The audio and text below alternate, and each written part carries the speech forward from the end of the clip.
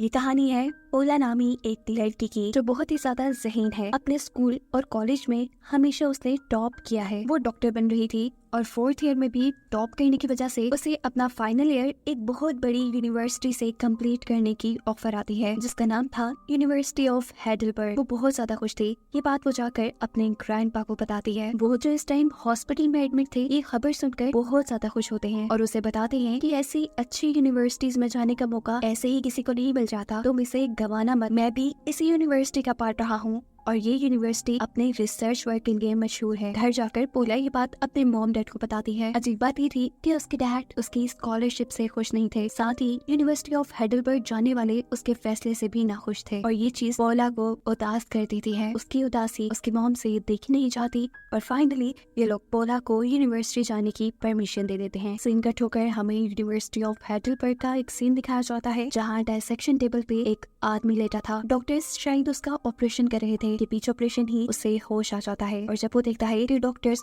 उसकी बॉडी के पार्ट्स निकाल निकाल कर बाहर रख रहे हैं, तो ये देख वो शॉक रह चुका था। वो अपने हाथों के जरिए इन्हें रोकना चाहता था, लेकिन उसके हाथ हिल भी नहीं पा रहे थे। वो कुछ बोलने के लिए मुंह खोलता है लेकिन बोल नहीं पाता और ऐसे ही मर जाता है। यहाँ पर हम पोला को हेडलबर्ग जाने के लिए ट्रेन में देख रहे हैं, जहाँ उसे यूनिवर्सिटी ऑफ हेडलबर्ग की ही एक स्टूडेंट ग्रिचन मिल जाती है, जिसकी फ्रेंडली नेचर की वजह से जल्द ही वो और पोला एक दूसरे से फ्रैंक होकर एक दूसरे के दोस्त बन जाते हैं। ट्रेन तेजी से हेडलबर्ग की तरफ बढ़ रही थी और इसी सफर में अचानक किसी को हार्ट अटैक आने का शोर मच जाता है। यहाँ पोला जो कि तकरीबन एक डॉक्टर बन चुकी थी, वो इस इमरजेंसी सिचुएशन को संभालती है। वो इस लड़की को सीपीआर के साथ कुछ इमरजेंसी ट्रीटमेंट देकर वक्त रहते ही उसकी जान बचा लेती है, जिसके बाद हम उस लड़के को ठीक ठाक पोला के साथ सफर करते हुए देखते हैं और ये लड़का जिसका नाम डेविड है, वो पोला को अपनी जान बचाने का शुक्रिया भी कहता है। ये लोग अब यूनिवर्सिटी पहुँच जाते हैं और ऐसी बड़ी और शानदार यूनिवर्सिटी देखकर पोला की खुशी की इंतहा नहीं थी। पोला यूनिवर्सिटी के हॉस्टल में क्रिश्चियन के साथ रहने का फैसला करते हैं,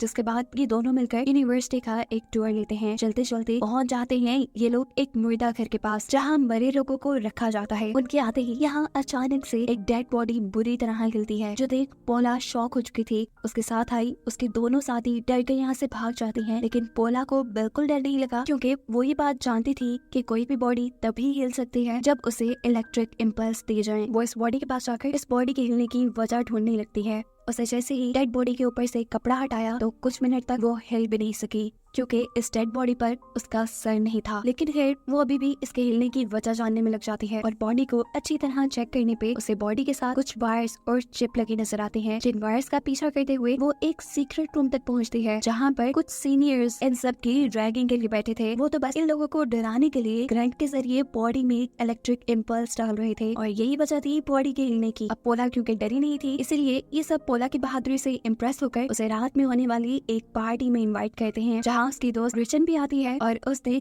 ट्रेन वाले लड़के डेविड को भी बुलाया था। यहाँ डेविड जो कि इस यूनिवर्सिटी में पार्टी करने के लिए गया था, उसे क्या मालूम था कि ये पार्टी, ये मजा उसका आखिरी मजा होगा, क्योंकि जैसे ही डेविड वॉशरूम में चलता है तो कोई अनजान आदमी उसके गले पे इंजेक्शन लगाकर उसे बेहोश कर देता है। ये कौन था इसके बारे में किसी को नहीं पता था। वो घसीटते हुए डेविड की बॉडी को कहीं ले जा चुका था और बाहर पार्टी करने वाले लोग इस चीज से बेखबर थे। पोला और ग्रिचन ने भी इस पार्टी में खूब मजे किए थे, इतने कि ग्रिचन को याद ही नहीं रहा कि उसने यहाँ पे डेविड को भी बुलाया था। अगले सीन में हम डेविड को डायसेक्शन टेबल पे लेटा हुआ देखते हैं। उसके करीब 2 डॉक्टर्स हैं जो आपस में डेविड का डायसेक्शन करने की बात कर रहे हैं, यानी उसके जिस्म को काट कर उसके जिस्म के हिस्से निकालने की बात कर रहे हैं। और इसी टाइम पे डेविड को होश भी आ गया है। अपने आप को बचाने के लिए वो पास रखा डॉक्टर का एक ब्लेड उठा लेता है और जैसे ही डॉक्टर डेविड को कोई इंजेक्शन लगाने के लिए उसके करीब आता है, फौरन ही डेविड उस पे हमला करके यहाँ से भागने की कोशिश करता है, लेकिन तभी पीछे से दूसरा डॉक्टर उसके ऊपर हमला करके उसे मार देता है। अगले दिन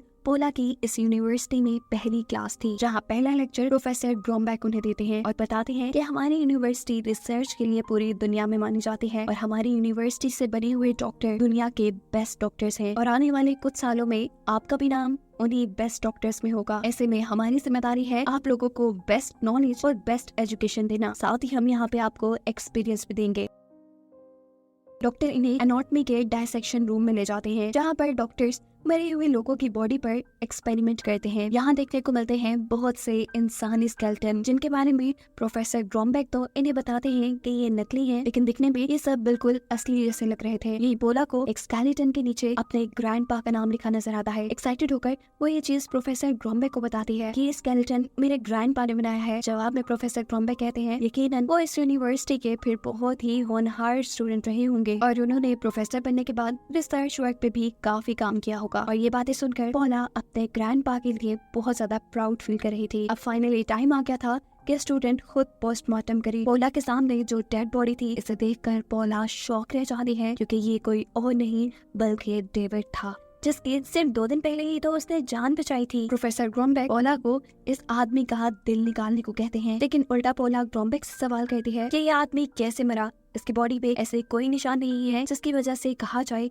कि ये किसी बीमारी से मरा है। यहाँ प्रोफेसर ग्रोमबैक उसे डांट देते हैं और कहते हैं तुम्हें अपने काम पर तवज्जो देनी चाहिए। ये मैटर्स तुम्हारे नहीं है कि ये आदमी कैसे मरा। हो सकता है कि इसे रिसर्च के लिए तैयार किया जा रहा हो। ये बातें सुनने के बाद पोला और ग्रिचन दोनों काम तो करने लग जाती है, लेकिन दोनों को ही दाल में कुछ काला महसूस होता है और पता चलाने के लिए वो डेविड के ब्लड सैंपल्स को अपने पास छुपा लेती है। लैब में इस ब्लड पे रिसर्च करने पे पोला को ब्लड के अंदर बहुत ही अजीबोगरीब केमिकल्स का पता चलता है, जो केमिकल्स किसी आम इंसान के जिस्म में नहीं पाए जाते। ये बात पोला अपने एक फ्रेंड से डिस्कस करती है और उसे केमिकल का पता चलाने को कहती है। जो लड़का उसे कहता है कि सिर्फ ब्लड नहीं, मुझे उसकी बॉडी के कुछ टिश्यूज पे चाहिए होंगे केमिकल का पता चलाने के लिए, जिसके लिए भी पोला हामी भर देती है। अपने इस मिशन के लिए पोला मुर्दा कर जाती है और वहाँ फ्रीजर से डेविड की बॉडी निकालकर उसके कुछ टिश्यूज चुरा लेती है। इस दौरान उसने नोटिस किया कि डेविड के पाँव पे AAA के निशान थे। अपना काम करके वो तकरीबन फ्री हो ही गई थी कि अचानक यहाँ पर इस जगह का अटेंडेंट आ जाता है, जिसे देखकर पोला घबरा जाती है। वो पूछता है कि तुम आखिर यहाँ क्या कर रही हो। उसे कुछ समझ नहीं आता। वो झूठ बोल देती है कि वो प्रोफेसर ग्रोमबैक के कहने पे यहाँ आई। वो इस अटेंडेंट से पूछती है कि डेविड की बॉडी को यहाँ तक कौन लेके आया है, जिसके जवाब में अटेंडेंट उसे बताता है कि मैं यूनिवर्सिटी की पॉलिसीज को देखते हुए एक स्टूडेंट को इसकी इन्फॉर्मेशन नहीं दे सकता। वो इंसान जो अब के बाद जान गया था कि पोला डेविड की मौत की छानबीन कर रही है, वो ये खबर किसी को फोन पे बताता है। जरूर वो डेविड के मर्डर को ही ये खबर दे रहा होगा। अगले सीन में हम पोला और उसकी दोस्त ग्रेचन को लाइब्रेरी में देखते हैं। वो डेविड की मौत को ही डिस्कस कर रहे थे। तभी पोला को डेविड की बॉडी पे AAA के मार्क्स याद आते हैं, जिसके बारे में वो बुक्स में रिसर्च शुरू करती है। उसे मालूम होता है कि ये एक सीक्रेट सोसाइटी का साइन है, जहाँ के लोग मेडिकल साइंस की रिसर्च के लिए जिंदा लोगों पर एक्सपेरिमेंट करते थे, जो कि इलीगल था। ये लोग ऐसे इंसानों को अपना शिकार बनाते थे जिनको पहले से ही कोई बड़ी बीमारी हो, ताकि वो इस बीमारी की वजह से इंसान की बॉडी में होने वाले चेंजेस को देख सके, उसके ऊपर रिसर्च कर सके और साथ ही इस इंसान की फिर मुर्दा बॉडी को किसी दूसरे रिसर्च पर्पस के लिए भी इस्तेमाल किया जा सके। पता चलता है कि जो स्केलेटन पिछले सीन में दिखाए गए थे वो भी इन्हीं इंसानों से बनाए जाते थे, जिनको देखकर बच्चे ज्यादा अच्छे से अपने कॉन्सेप्ट क्लियर कर पाए। इस सोसाइटी का नाम था एंटी हिपोक्रेट सोसाइटी, जो पिछले कई 100 सालों से काम कर रही थी और heidelberg यूनिवर्सिटी का इस सोसाइटी से गहरा ताल्लुक था। पहले ये सिर्फ बीमार लोगों पर रिसर्च किया करते थे, लेकिन वक्त गुजरने के साथ जब वर्ल्ड वॉर 2 हुई तो जर्मन्स ने बेगुनाह और बेकसूर लोगों को भी इन रिसर्च पर्पसेस के लिए इस्तेमाल किया। अब पोला को शक है कि ये सोसाइटी अभी भी यूनिवर्सिटी ऑफ heidelberg में काम करती है और उसी से जुड़े हुए लोगों ने ही जरूर डेविड का मर्डर किया है, क्योंकि वो एक हार्ट पेशेंट था। रेचन उसकी सारी थ्योरी को एक कहानी कहती है, साथ ही ये भी कि ये सारी कहानियां किताबों में ही एग्जिस्ट करती है। असल में ऐसा कुछ नहीं हो सकता। डेविड को जरूर उसके किसी दुश्मन ने मारा होगा। अभी वो लोग की बात कर ही रहे थे कि यहाँ पर पोला को उसकी फ्रेंड की कॉल आती है, जिसको उसने डेविड के ब्लड सैंपल और उसके बॉडी टिश्यूज भेजे थे। पता चला था कि डेविड को एक ऐसे केमिकल के जरिए मारा गया, जो केमिकल इंसान की बॉडी में जाकर जल्द ही उसकी बॉडी के सारे खून को खुश्क करके बॉडी को एक प्लास्टिक में बदल देता है। इसीलिए तो लैब में पड़े हुए वो सभी स्केलेटन्स इतने सालों से वैसे के वैसे ही थे। उसे बात जानकर दुख होता है कि इस यूनिवर्सिटी में कोई बहुत बड़ी गेम चल रही है और इसकी खबर वो जाकर प्रोफेसर ग्रोमबैक को देते हैं, जो उसकी बातें सुनते ही उसे एक और बार डांटती है और कहते हैं मैंने तुम्हें मना किया था ना कि तुम डेविड की केस से दूर रहो, तुम्हें अपनी स्टडीज पे तवज्जो देनी चाहिए। ये बात तुम्हें क्यों नहीं समझ आ रही? तुम्हारा फाइनल ईयर है ना। चार पोला अब अपने रूम में वापस आ जाती है। जैसे ही वो बेड पे लेटने आई तो उसने फील किया कि उसका पूरा बेड खून से भरा हुआ था। बेड के नीचे भी बहुत खून था और साथ ही वहाँ कुछ कैंडल्स भी पड़ी थी। ये सब उसे किसी रिचुअल से जुड़ा लग रहा था। उसे लगता है ये भी एंटी हिपोक्रेट सोसाइटी का ही काम है। दोबारा वो लैब में जाती है और बुक से रिसर्च करने में उसे पता चलता है कि एंटी हिपोक्रेट सोसाइटी के लोग जब किसी को सजा देना चाहते आते हैं तो उससे पहले वार्न करने के लिए वो उसके बेड के नीचे ब्लड और कैंडल्स रख देते हैं, जो इशारा है कि वो इंसान इनके कामों में टांग ना अड़ाए। और अगर वो इंसान फिर भी पास ना आए, सेकंड वार्निंग वो उसके टांग पे 3 कट लगा के देते हैं। तीसरी वार्निंग के लिए वो उसके मुंह पे 3 कट लगा देते हैं और चौथी बार तो उसको मार ही देते हैं। आम तरीके से नहीं, बल्कि उनकी बॉडी को 3 हिस्सों में डिवाइड करने के बाद पोला जब वापस कमरे में आई तो उसके रूम में हेन नामी एक लड़का था, जो कि उसके रूममेट यानी ग्रेचन का बॉयफ्रेंड था। पोला उसे बताती है कि ग्रेचन इस टाइम रूम में नहीं है। जवाब में वो कहता है, हाँ मैं ये बात जानता हूँ, मैं बस उसे मनाने आया हूँ क्योंकि मैं उससे बहुत प्यार करता हूँ। हालांकि मुझे ये भी पता है कि वो मुझे धोखा दे रही है, लेकिन इस वक्त मैं उसे एक मौका जरूर देना चाहूंगा। इसी टाइम पे हम ग्रेचन को देख रहे थे, जो मुर्दा घर में किसी दूसरे लड़के के साथ थी। काफी देर जब ग्रेचन अपने रूम में नहीं आया तो हेन भी यहाँ उसे ढूंढने के लिए आ गया था, और जब वो उसे किसी दूसरे लड़के के साथ देखता है तो जेलसी में वो दूसरे लड़के को एक अजीब केमिकल वाला इंजेक्शन लगाकर मार देता है। सिर्फ इस लड़के को ही नहीं, हैन ने तो ग्रेचन को भी वही इंजेक्शन लगा दिया था। अपने आप को बचाने के लिए वो घिसटते हुए यहाँ से निकलने की कोशिश करती है, लेकिन उसे ऐसा महसूस हो रहा था जैसे उसकी बॉडी का सारा खून खुश्क हो रहा हो। वो अपने लिए कुछ नहीं कर पाती और यही दम तोड़ देती है। इसके बाद वो सबसे पहले ग्रेचन और उस लड़के के खून को इस मुर्दा घर से साफ करता है और फिर उन दोनों को फ्रीजर में डाल देता है। फ्रीजर में डालने के बाद भी उसे डर था कि लोग इन दोनों को पहचान लेंगे, इसीलिए वो उन दोनों का गला ही काट देता है। सुबह होने पर हम देखते हैं कि यूनिवर्सिटी में सभी के मुंह पे ग्रेचन और उस लड़के के गायब होने की खबर है। पोला भी अपने दोस्त को ढूंढ रही थी। उन्हीं का पता चलाते हुए वो मुर्दा घर पहुंचती है, जहां उसके हाथ मुर्दा घर के अटेंडेंट की डायरी लग जाती है। यहाँ उसे पता चलता है कि डेविड को इस मुर्दा घर तक लाने वाला हेन ही था, वो लड़का जिसने अभी 2 मर्डर किए हैं। हेन इस टाइम उसके सामने ही बैठा हुआ था। वो उसे देखकर परेशान हो जाती है और इस टाइम हेन उसके सामने उसकी दोस्त की कटी हुई उंगली रखता है, उसे धमकाने के लिए कि वो डेविड वाले केस का पीछा छोड़ दे, वरना तुम्हारे साथ भी वही हशर होगा जो तुम्हारी दोस्त के साथ हुआ है। इन सारी बातों से घबराकर वो फौरन पुलिस स्टेशन जाती है और पुलिस को अपने दोस्त की मरने की रिपोर्ट लिखने को कहती है, लेकिन पुलिस उसकी एक नहीं सुनती। पुलिस स्टेशन से वापस आने पर हेन का उसे मैसेज मिलता है कि वो उसे मुर्दा घर मिले। यहाँ हेन उसे ग्रेचन की लाश दिखाता है, जो देखकर वो बुरी तरह डर चुकी थी। हेन अपने ब्लेड से बाहर ग्रेचन की लाश के ऊपर वार कर रहा था ताकि पोला और डर जाए और उसके बारे में किसी को बिना बताए। पोला डर कर यहाँ से भाग जाती है और वो लड़का भी लगातार उसका पीछा कर रहा था। भागते भागते वो बेसमेंट में पहुँचती है, जहाँ उसे वही इंजेक्शन मिलता है जिसके अंदर केमिकल्स को भरकर इंसानों को मारा जाता था। वो डरते हुए ये इंजेक्शन उठा लेती है और तभी पीछे से प्रोफेसर ग्रॉम्बेक आ जाते हैं। उसे लगा कि ये हेन है, जिसे मारने के लिए वो जल्दी से इंजेक्शन आगे कर देती है, लेकिन प्रोफेसर ग्रॉम्बेक यहाँ पर उसे रिलैक्स करके कहते हैं, सुनो मेरी बात। प्रोफेसर ग्रॉम्बेक भी जानते थे कि पोला लगातार एंटी हिपोक्रेट सोसाइटी के ऊपर रिसर्च कर रही है, इसलिए यहाँ वो इस सोसाइटी की हकीकत उसे बताते हैं और कहते हैं कि मैं भी इसी सोसाइटी का हिस्सा हूँ। ये सोसाइटी पिछले कई सालों से मेडिकल साइंस के लिए रिसर्च कर रही है और अगर ये सोसाइटी ना होती तो मेडिकल साइंस आज तक इतनी तरक्की करता ही ना। तुम्हें ये जानकर हैरानी होगी कि तुम्हारे दादा भी इसी सोसाइटी के एक मेंबर थे, वो भी जाने माने बड़ी बड़ी रिसर्चेस के पीछे उन्हीं का ही हाथ है, और ये जो केमिकल इंसानों को प्लास्टिक में बदलता है ये भी उन्हीं ने बनाया है।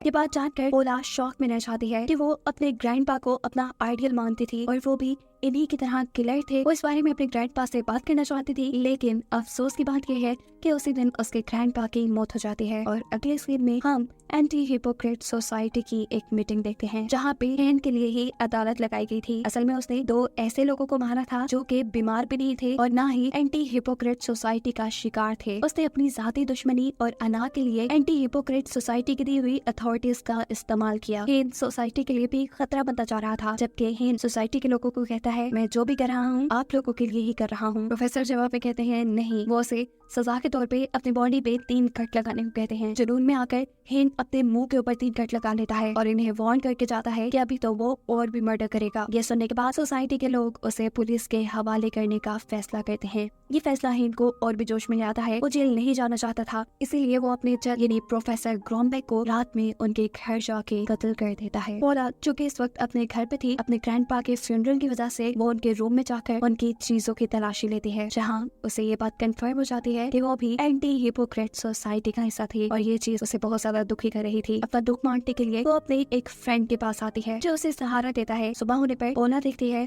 कि उसके सामान में भी बहुत सी ऐसी चीजें थी जो एंटी हिपोक्रेट सोसाइटी से मिलती थी, यानी वो भी उसे सोसाइटी का हिस्सा था। और ये देखकर उसे इतना गुस्सा आता है कि वो इस लड़के को पीट कर यहाँ से भाग जाती है। पोला अब यूनिवर्सिटी आकर यूनिवर्सिटी के बेसमेंट में जाती है जहाँ एंटी हिपोक्रेट सोसाइटी के लोग काम करते थे। यहाँ उसे बहुत से स्केलेटन्स मिलते हैं जो इंसानों से ही बनाए गए थे और यही उसे हेन नामी वो लड़का भी मिल जाता है जो अब से पहले 3 मर्डर कर चुका था। वो यहाँ पर क्रिश्चियन का यानी पोला की दोस्त का स्केलेटन बना रहा था, जो देखकर पोला शदीद डर जाती है और जोर से चीख मारती है। इससे पहले कि वो बचकर यहाँ से चली जाती, हेन उसे एक इंजेक्शन लगा देता है। उसे होश आया तो वो डायसेक्शन टेबल पे थी, उसी टेबल पर जहाँ से बचकर आज तक कोई नहीं जा पाया। वो अपने हाथ हिलाने की कोशिश करती है लेकिन महसूस करती है कि उसके हाथ नहीं हिल पा रहे, उसका खून भी जमता जा रहा है। उसे पता चल जाता है कि उसके अंदर भी वही केमिकल इंजेक्ट कर दिया गया है जो इंसानों के खून को प्लास्टिक में बदल देता है। उसे इस केमिकल के बारे में पहले ही पता था तो वो इसके एंटीडोट के बारे में भी जानती थी। वो देखती है कि इस टाइम पर यहाँ उसका दोस्त आया है। उसे देखकर वो हैरान हो जाती है, लेकिन उसे पता चलता है कि ये लड़का एंटी हिपोक्रेट सोसाइटी का मेंबर नहीं था, वो तो बस उसके ऊपर रिसर्च करने के लिए आया था। यहाँ पोला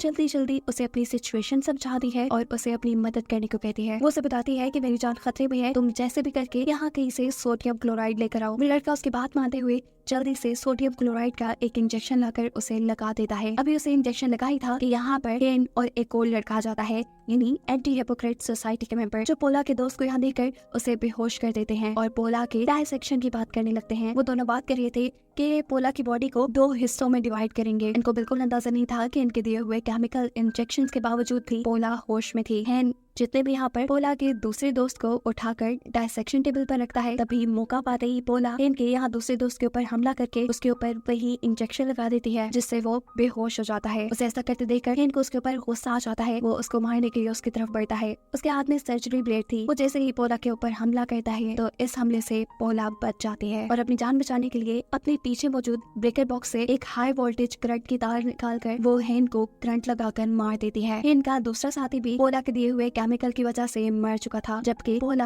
अपने दोस्त को लेकर हॉस्पिटल आ गई थी जहां उसकी जान बचा ली जाती है। कहानी के आखिरी सीन में दिखाया जाता है कि एंटी हिपोक्रेट सोसाइटी ने अब 2 और ऐसे मेंबर रख लिए हैं जो उनके लिए इंसानों को मारने का और उनका डायसेक्शन करने का काम करेंगे, यानी हेन और उसके साथी की जगह काम करने वाले लोग जिनके साथ अभी पोला लड़कर आई थी। साफ मतलब था कि पोला की जंग अभी खत्म नहीं हुई, लेकिन ये कहानी यही खत्म हो जाती है।